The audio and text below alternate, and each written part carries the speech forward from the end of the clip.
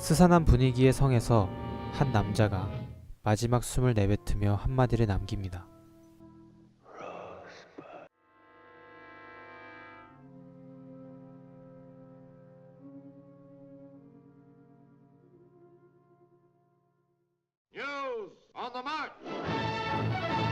그리고 뉴스에선 이 남자의 일생과 죽음을 대세토필합니다.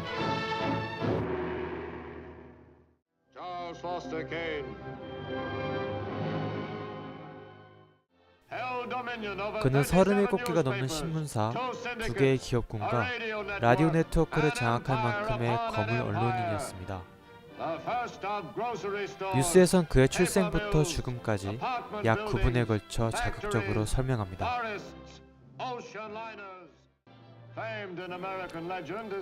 그가 가난한 시골 출신이었다가 어머니가 하숙비 대신 받았던 쓸모없던 광산이 하루아침에 대박이 났다는 것.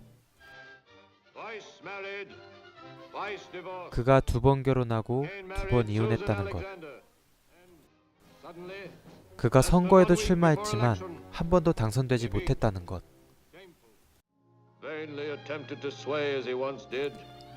대공황 이후 죽을 때까지 몰락해갔지만 마치 파라오처럼 엄청난 성 제나드와 재무들 속에서 죽었다는 것까지 말이죠. 화면은 전환되어 신문사 편집실에 사람들이 회의를 합니다.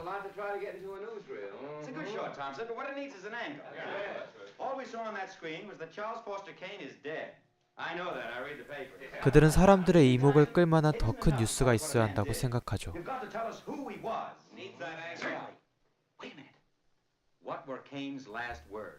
그리고 케인이 남긴 마지막 한마디에 집중하기 시작합니다.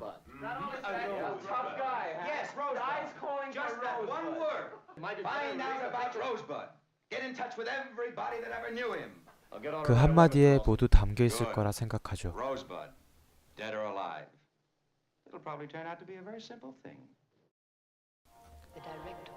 로즈버드의 정체를 밝혀내라는 지시를 받은 톰스는 케인의 후견인이자 유년기부터 성년이 될 때까지 그를 양육했던 대처의 기념도서관에 찾아갑니다.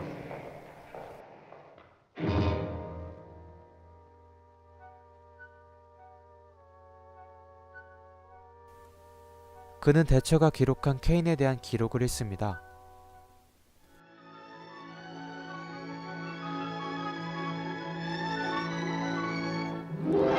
아직 케인이 콜로라도 깡촌에서 눈싸움을 하던 어린 시절, 그의 어머니는 광산의 소유권, 운영권과 함께 케인을 대처에게 맡깁니다.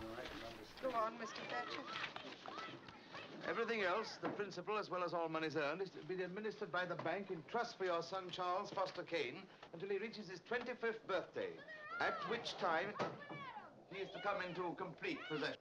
Why aren't you coming with us, Mom? We have to stay here, Charles. You're going to live with Mr. Thatcher from now on, Charlie. You're going to be rich. Your ma figures, well, that is, me and her decided this ain't the place for you to grow up in. 케인은 홀로 떠나기를 저항하지만 아직 어린 케인에겐 아무런 힘이 없었죠.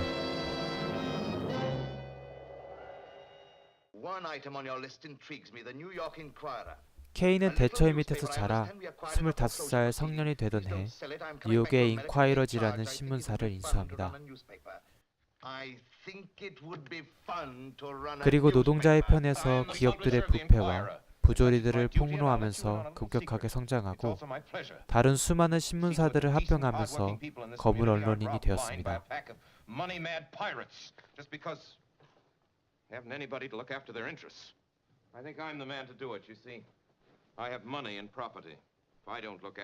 하지만 톰스는 케인의 성공기에서 로즈워드가 무엇인지는 알 수 없었습니다. 톰스는 더 많은 정보를 얻기 위해 케인의 측근이었던 번스틴을 찾아갑니다. 번스틴은 케인이 거의 망해가던 인콰이어러를 인수하고 거물 언론인이 되기까지의 이야기를 들려줍니다. 거물 언론인이 된 케인은 대통령의 조카였던 에밀리와 결혼까지 골인합니다.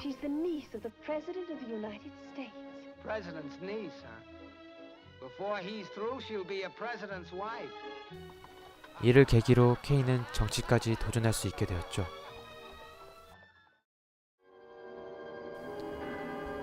톰스는 더 많은 단서를 얻기 위해 케인의 절친한 친구였던 니랜드를 찾아갑니다. 니랜드는 케인의 결혼 생활에 대해 이야기해줍니다.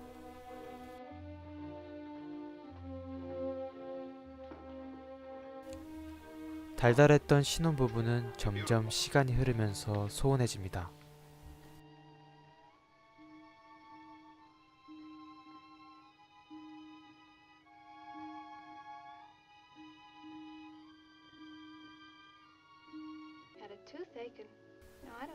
그리고 케인은 길거리에서 우연히 수잔과 만납니다. 수잔이 들려주는 어설픈 노래를 듣고 케인은 그녀에게 반합니다. 하지만 이는 부정한 사이였습니다.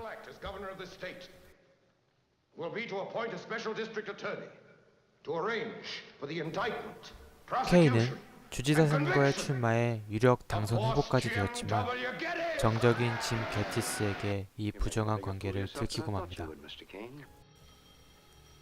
결국 선거에도 참패하고 부인인 에밀리와도 이혼하게 됩니다. 그리고 케인은 정치에서 은퇴를 하고 수잔과 결혼을 하게 되죠.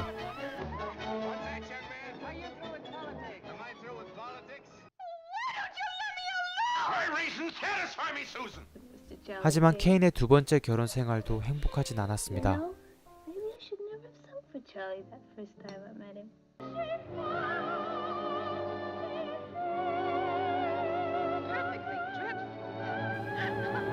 수잔은 자신이 노래에 재능이 없다는 걸 알고 있었지만 케인은 그녀를 오페라 가수로 데뷔시켰습니다.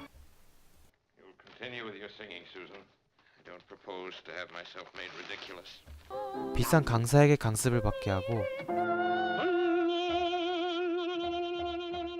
오페라 하우스도 직접 지어서 그녀를 계속 무대에 서게 만들었죠.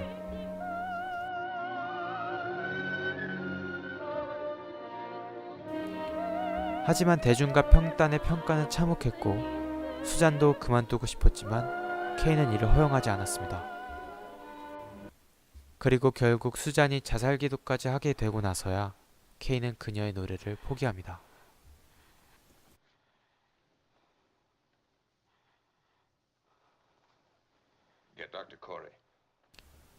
그리고 그는 도시를 떠나 교회에 자신의 성 제나두를 건설했습니다. I'm Charles Foster Kane. Whatever you want, just name it and it's yours. But you gotta love me. 하지만 그의 성에서 그는 여전히 독선적이었습니다. Don't tell me you're sorry.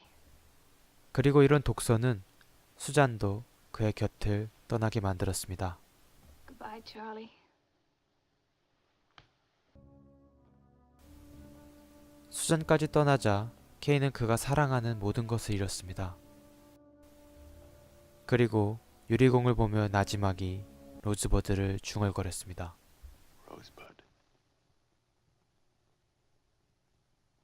톰스는 다양한 사람들에게 로즈버드에 대해서 물었지만 결국 알아낼 수 없었습니다. What's Rosebud? That's what he said when he died. Did you ever find 잡지사 직원들은 톰슨에게 로즈버드가 무엇인지 물어봅니다. No, I don't think so. No.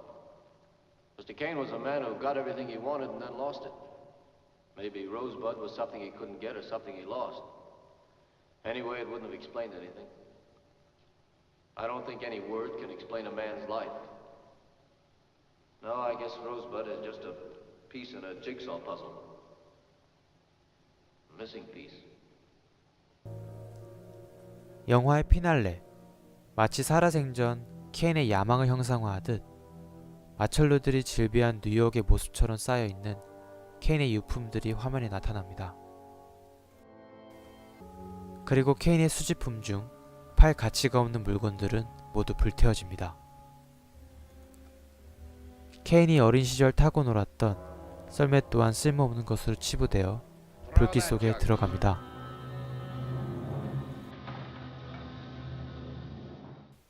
썰매 중앙에는 로즈버드라는 글씨가 불과 함께 일그러져 갑니다. 그리고 영화는 쓸쓸한 제나드의 모습을 마지막으로 끝이 납니다.